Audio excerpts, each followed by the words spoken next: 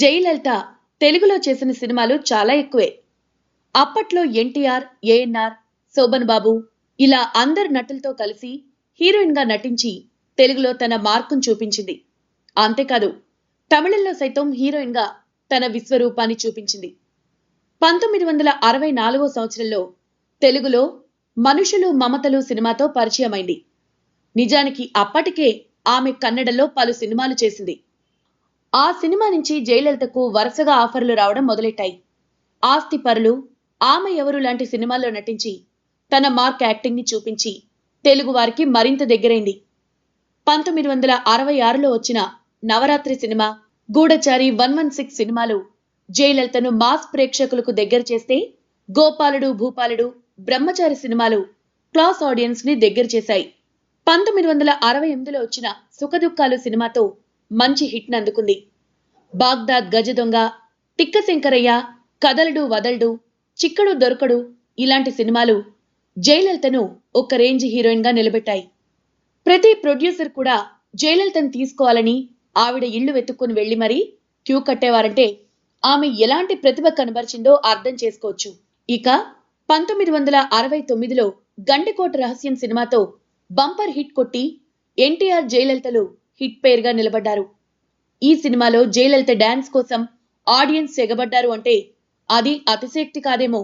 Basic గానే మంచి classical dancer అయిన జయలలిత సినిమాల్లో కూడా తనదైన నృత్యంతో ప్రేక్షకులను ఉర్రుతొలగించింది.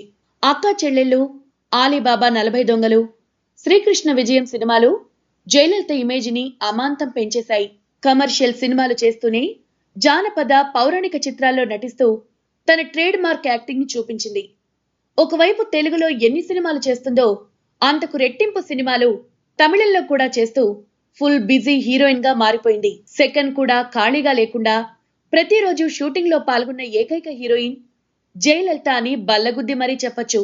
1970లో జయలలిత చేసిన సినిమాలు ఆమెను తారా స్థాయిలో నిలబెట్టాయి. భార్య బిడ్డలు సినిమాలో వీల్ చైర్ లోనే ఉండి ఆమె పలికించిన హావభావాలకు ప్రేక్షకులు నీరాజనాలు పట్టారు. ఈ సినిమా నుంచి ఫ్యామిలీ ఆడియన్స్ లో జయలలిత ఒక ప్రత్యేకమైన స్థానాన్ని సంపాదించింది. శ్రీకృష్ణ సత్య సినిమాలో శ్రీకృష్ణుడి వేషం వేసిన ఎన్టీఆర్ సరసన సత్యభామగా తన పొగరును చూపిస్తూ ప్రేక్షకులను రంజింపజేసింది. 1972లో అక్కా తమ్ముడు, దేవుడు చేసిన మనుషులు, డాక్టర్ బాబు లాంటి సినిమాలు జయలలితకు మంచి పేరును తెచ్చిపెట్టాయి. 1973లో ప్రేమలో పెళ్లిళ్ళు సినిమా తర్వాత తెలుగులో కొన్నాళ్లు బ్రేక్ తీసుకుంది జయలలిత. ఆ తర్వాత 1980లో నాయకుడు వినాయకుడు అనే సినిమాలో నటించింది. ఇలా జయలలిత బ్లాక్ అండ్ వైట్ సినిమాల దగ్గర నుంచి ఈస్ట్మన్ కలర్ సినిమాల వరకు నటించి తమిళనాడు ముఖ్యమంత్రిగా ప్రజాసేవలోకి వెళ్ళింది. అందర్నీ ఆదుకునే అమ్మగా అక్కడ ప్రజల గుండెల్లో చిరస్థాయిగా నిలిచిపోయింది.